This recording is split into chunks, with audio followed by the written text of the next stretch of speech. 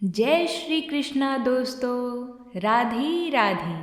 आज हम आप सभी को माघ पूर्णिमा की व्रत कथा सुनाएंगे। आप सभी इस कथा का श्रवण बड़े ही श्रद्धा पूर्वक करिएगा। इस दिन स्नान दान का जितना महत्व है उतना ही महत्व विष्णु पूजा करने और कथा सुनने का भी है। तो आइए कथा को प्रारंभ करते हैं।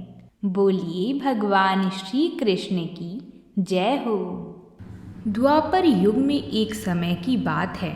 यशोदा मैया श्री कृष्ण भगवान से कहती हैं, हे कृष्ण, तुम सारी संसार की पालन करता, पोषक तथा उसके संहार करता हो। आज कोई ऐसी व्रत मुझे कहो जिसके करने से मृत्युलोक में स्त्रियों को विधवा होने का भय ना रहे तथा यह व्रत सभी मनुष्यों के लिए मनोकामनाएं पूर्ण करने वाली हो। श्री कृष्ण कहने लगे, हे माता, तुमने अति सुंदर प्रश्न किया है। मैं तुम्हें ऐसी ही व्रत की एक कथा कहता हूँ। सौभाग्य की प्राप्ति के लिए स्त्रियों को 32 पूर्णमासी का व्रत करना चाहिए। इस व्रत के करने से स्त्रियों को सौभाग्य संपत्ति मिलती है। यह व्रत अचल सौभाग्य देने वाला एवं भगवान विष्णु के प्रति मनुष्य मात्र की भक्ति को बढ़ाने वाला है। यशोदा जी कहने लगी, हे कृष्ण, सर्वप्रथम इस व्रत को मृत्युलोक में किसने किया था, इसके विषय में विस्तार पूर्वक मुझसे कहो। श्री कृष्ण जी कहने लगे कि इस भूमंडल पर एक अत्यंत प्रसिद्ध राजा चंद्रहास से पालित अनेक प्रकार के रत्नों से परिपूर्ण कार्तिका नाम की एक नगरी थी। वहाँ पर धनेश्वर नाम का एक ब्राह्मण रहता था और उसकी स्त्री अति सुशीला रूपवती थी। दोनों ही उस नगरी में बड़े प्रेम के साथ रहते थे। घर में धन धान्य आदि की कमी नहीं थी, परंतु उनको एक बड़ा दुख था कि उनकी कोई संतान नहीं थी। इस दुख से वह अत्यंत दुखी रहते थे।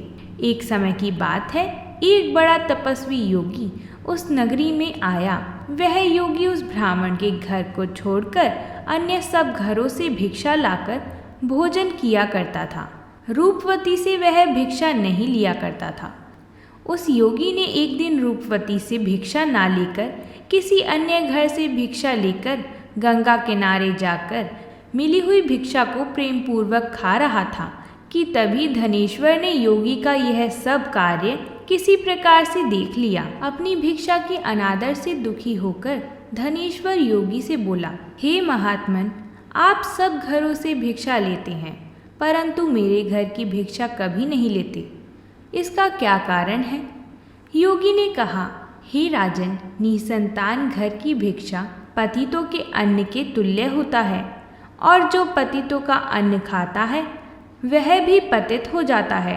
क्योंकि तुम निसंतान हो, अंततः पतित हो जाने के भय से मैं तुम्हारे घर की भिक्षा नहीं लेता हूँ। धनेश्वर यह बात सुनकर अपने मन में बहुत दुखी हुआ और हाथ जोड़कर योगी के पैरों पर गिर पड़ा तथा आर्तभाव से कहने लगा, हे महाराज, यदि ऐसा है तो आप मुझको पुत्र प्राप्ति का उपाय बताइए।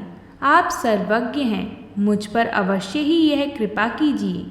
धन की मेरे घर में कोई कमी नहीं है, परंतु पुत्र ना होने के कारण मैं अत्यंत दुखी हूँ। आप मेरे इस दुख का हरण करें, आप सामर्थ्यवान हैं। यह सुनकर योगी कहने लगे, हे ब्राह्मण, तुम चंडी माता की आराधना करो। तभी घर जाकर उसने अपनी स्त्री से सब वृत्तांत कहा और स्वयं तप के लिए वन में चला गया। वन में जाकर उसने चंडी की उपासना की और उपवास किया। चंडी माता ने उसे 16वें दिन स्वप्न में दर्शन दिए और कहा, हे धनेश्वर, जा, तेरे पुत्र होगा, परंतु वह 16 वर्ष की आयु में ही मृत्यु को प्राप्त हो जाएगा। यदि तुम दोनों स्त्री पुरुष 32 पूर्णमासी का व्रत विधि पूर्वक करोगे तो वह दीर्घायु होगा। जितनी तुम्हारी सामर्थ्य हो, आटे के दिए बनाकर शिव जी का पूजन करना, परंतु पूर्णमासी को 32 हो जाने चाहिए। प्रातः काल होने पर इस स्थान के समीप ही तुम्हें एक आम का वृक्ष दिखाई देगा। उस पर तुम चढ़कर एक फल तोड़कर शीघ्र अपने घर चले जाना। तब शंकर भगवान की कृपा से ही उसको गर्भ हो जाएगा। जब वह ब्राह्मण प्रातःकाल उठा तो उसने उस स्थान के पास ही एक आम का वृक्ष देखा, जिस पर एक अत्यंत सुंदर आम का फल लगा हुआ था। उस ब्राह्मण ने उस आम के वृक्ष पर चढ़कर उस फल को तोड़ने का प्रयत्न किया, परंतु वृक्ष पर कई बार प्रयत्न करने पर भी वह ना चढ़ पाया। तब तो उस ब्राह्मण को बहुत चिंता हुई और उसने विघ्न विनाशक श्री गणेश जी की वंदना करी। हे दयानिधान, अपने भक्तों के विघ्नों का नाश करके उनके मंगल कार्य को करने वाली, दुष्टों का नाश करने वाली, रिद्धि सिद्धि को देने वाली, आप मुझ पर कृपा करके इतना बल दे दें कि मैं अपने मनोरथ को पूर्ण कर सकूं। इस प्रकार गणेश जी से प्रार्थना करने के बाद उनकी कृपा से धनेश्वर वृक्ष पर चढ़ गया और उसने एक अति सुंदर आम का फल देखा। उसने विचार किया कि जो वरदान से फल मिला था वह यह है और कोई फल दिखाई नहीं देता। उस धनेश्वर ब्राह्मण ने जल्दी से उस फल को तोड़कर अपनी स्त्री को लाकर दिया और उसकी स्त्री ने अपने पति के कथा अनुसार उस फल को खा लिया और वह गर्भवती हो गई। देवी जी की असीम कृपा से उसे एक अत्यंत सुंदर पुत्र उत्पन्न हुआ, जिसका नाम उन्होंने देवीदास रखा था। माता पिता के हर्ष और शोक के साथ वह बालक शुक्ल पक्ष के चंद्रमा की भांति अपने पिता के घर बढ़ने लगा। भवानी की कृपा से वह बालक बहुत ही सुंदर था, सुशील और विदा पढ़ने में बहुत ही निपुण हो गया था। माँ दुर्गा जी की आज्ञा अनुसार उसकी माता ने 32 पूर्णमासी का व्रत रखना प्रारंभ कर दिया था, जिससे उसका पुत्र बड़ी आयु वाला हो जाए। 16 वर्ष लगते ही देवीदास के माता पिता को बड़ी चिंता होने लगी कि कहीं उनके पुत्र की इस वर्ष मृत्यु ना हो जाए। इसलिए उन्होंने अपने मन में विचार किया कि यदि यह दुर्घटना उनके सामने हो गई तो वह कैसे सहन कर सकेंगे। इसलिए उन्होंने देवीदास की मामा को बुलवाया और कहा कि हमारी इच्छा है कि देवीदास एक वर्ष काशी में जाकर विद्या ग्रहण करे और उसको अकेला भी नहीं छोड़ना चाहिए, इसलिए साथ में तुम चले जाओ और 1 वर्ष पश्चात इसको वापस लौटा लाना। सब प्रबंध करके उसके माता पिता ने काशी जाने के लिए देवीदास को एक घोड़े पर बैठाकर उसके मामा को उसके साथ विदा किया, किंतु यह बात उसके मामा या किसी और अन्य इंसान को नहीं पता थी। धनेश्वर ने अपने पुत्र की मंगल कामना के लिए तथा दीर्घ आयु के लिए भगवती दुर्गा की आराधना शुरू कर दी और पूर्णमासियों का व्रत करना आरंभ कर दिया। इस प्रकार बराबर 32 पूर्णमासी का व्रत पूरा किया गया। कुछ समय पश्चात एक दिन वह दोनों मामा और भांजा मार्ग में रात्रि बिताने के लिए किसी ग्राम में ठहरे हुए थे। उस दिन उस गांव में एक ब्राह्मण की अत्यंत सुंदर और गुणवती कन्या का विवाह हो रहा था। जिस धर्मशाला के अंदर वर और उसकी बारात ठहरी हुई थी, उसी धर्मशाला में देवीदास और उसके मामा भी ठहरे हुए थे। संयोगवश कन्या को तेल आदि चढ़ाकर मंडप आदि का कृत्य किया गया, परंतु लड़का एक आंख से काड़ा था। वर के पिता ने अपनी चतुराई से परामर्श करके निश्चय किया कि यह देवीदास मेरे पुत्र जैसा ही सुंदर है, मैं इसके साथ ही लगन करा दूं और बाद में विवाह के अन्य कार्य मेरे लड़के के साथ हो जाएं। ऐसा सोचकर देवीदास के मामा से जाकर वह बोला, तुम थोड़ी देर के लिए अपने भांजे को हमें दे दो, जिससे विवाह के लगन का सब कृत्य सुचारू रूप से हो सके। तब उसका मामा कहने लगा कि जो भी वस्तुएं कन्यादान के समय वर को मिले वह सब हमें दे दिया जाएगा, तो मेरा भांजा इस बारात का दूल्हा बन जाएगा। यह बात वर के पिता ने स्वीकार कर ली और उसने अपने भांजे को वर बनाने को भेज दिया। देवीदास के साथ सब विवाह कार्य रात्रि विधि पूर्वक संपन्न हो गए, परंतु पत्नी के साथ वह भोजन ना कर सका और अपने मन में सोचने लगा कि ना जाने ये किसकी स्त्री होगी। वह एकांत में यह बात सोच रहा था कि तभी उसके आंखों में से आंसू आ गए। तब वधू ने पूछा कि क्या बात है जी, आप इतने उदासीन व दुखी क्यों हो रहे हैं। तब उसने सब बातें जो वर के पिता वह उसके मामा में हुई थी उसको बतला दी। तब कन्या कहने लगी कि यह ब्रह्म विवाह के विपरीत कैसे हो सकता है।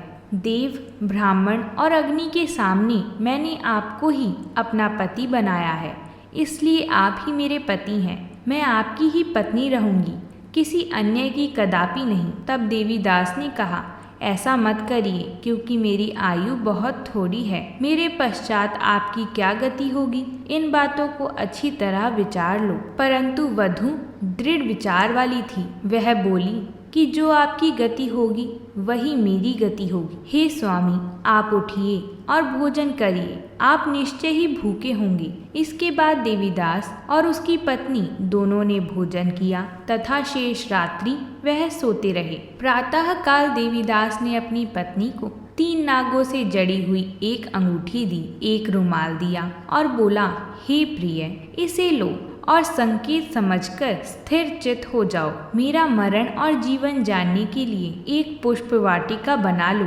उसमें सुगंधित वाली एक नव मलिका लगा लो। उसको प्रतिदिन जल से सींचा करो और आनंद के साथ खेला कूदा करो तथा उत्सव मनाओ।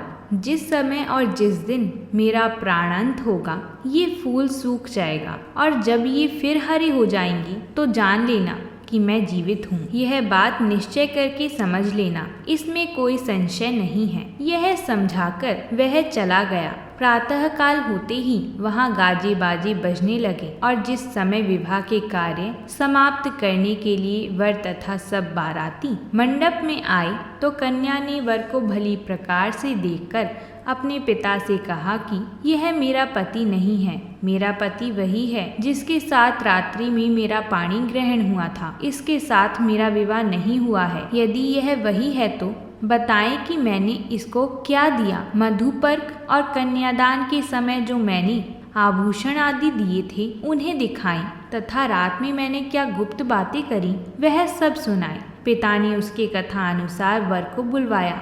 कन्या की यह सब बातें सुनकर वह कहने लगा कि मैं कुछ नहीं जानता।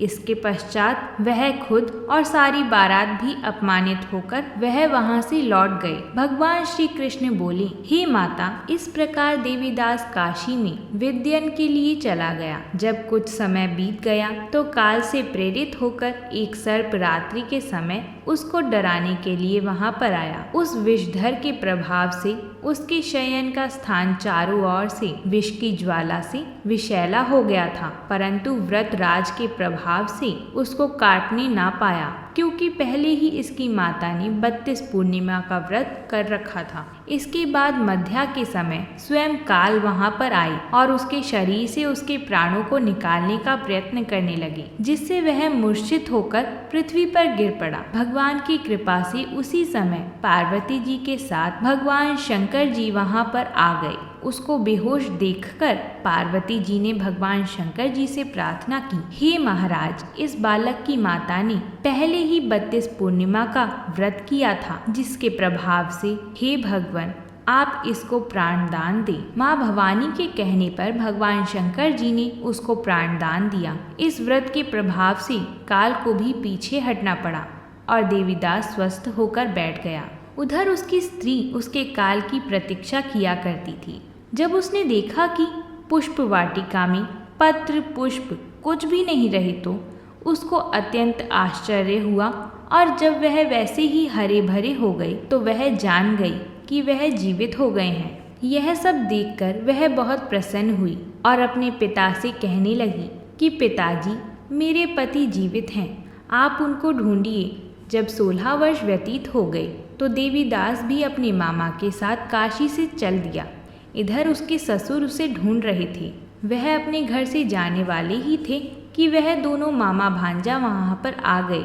उसको आया देखकर उसका ससुर बड़ी प्रसन्नता के साथ अपने घर में ले गया। उस समय नगर के निवासी भी वहां इकट्ठे हो गए और सबने निश्चय किया कि अवश्य ही इसी बालक के साथ इस कन्या का विवाह हुआ था। उस बालक ने जब कन्या को देखा तो उसने पहचान लिया, यह तो वही हैं जो संकेत करके गए थे। उसके पश्चात सभी कहने लगी कि भला हुआ जो यह आ गए। सब नगरवासियों ने आनंद मनाया। कुछ दिन बाद देवीदास अपनी पत्नी और मामा के साथ अपने ससुर के घर से बहुत सा उपहार आदि लेकर अपने घर के लिए प्रस्थान किया। जब वह अपने गांव के निकट आ गया तो कई लोगों ने उसको देखकर उसके माता पिता को पहले ही जाकर खबर दे दी, तुम्हारा पुत्र देवीदास अपनी पत्नी और मामा के साथ आ रहा है। ऐसा समाचार सुनकर पहले तो उन्हें विश्वास नहीं हुआ, किंतु जब और लोगों ने उनकी बातों को समर्थन किया तो उनको बड़ा आश्चर्य हुआ। लेकिन थोड़ी देर में देवीदास ने आकर अपने माता पिता के चरणों में अपना सिर रखकर प्रणाम किया और उसकी पत्नी ने अपने सास ससुर के चरणों को स्पर्श किया तो माता पिता ने अपने पुत्र और पुत्रवधू को अपने हृदय से लगाया। यह सब देखकर दोनों पति पत्नी के आंखों से आंसू आने लगे। अपने पुत्र और पुत्रवधू के आने की खुशी में धनेश्वर ने बड़ा भारी उत्सव किया और ब्राह्मणों को भी बहुत सी दान दक्षिणा देकर प्रसन्न किया। श्री कृष्ण जी कहने लगे कि इस प्रकार धनेश्वर 32 पूर्णिमा के व्रत के प्रभाव से पुत्रवान हो गया। जो भी स्त्री इस व्रत को करती है वह जन्म जन्मांतर में दुख नहीं भोगती और सदैव सौभाग्यवती रहती है। यह व्रत पुत्र पौत्रों को देने वाला तथा संपूर्ण मनोकामनाओं को पूर्ण करने वाला है। 32 पूर्णिमाओं के व्रत करने से व्रती की सब इच्छाएं भगवान शिव जी की कृपा से पूर्ण हो जाती हैं। जय शिव शंकर। अगर आप सभी ने इस कथा को पूरा सुना है तो कमेंट में जय श्री हरि विष्णु जरूर लिखिएगा। साथ ही वीडियो को लाइक और चैनल को सब्सक्राइब जरूर करिएगा। हम आप सभी के लिए व्रतों से जुड़ी कथाएं लाते रहेंगे। हमारा साथ और आपका प्यार हमेशा ऐसा ही बना रहे। भगवान श्री हरि विष्णु और माता लक्ष्मी की कृपा से सभी का घर धन धान्य से भरा रहे। तो प्रेम से बोलिए जय लक्ष्मी नारायण।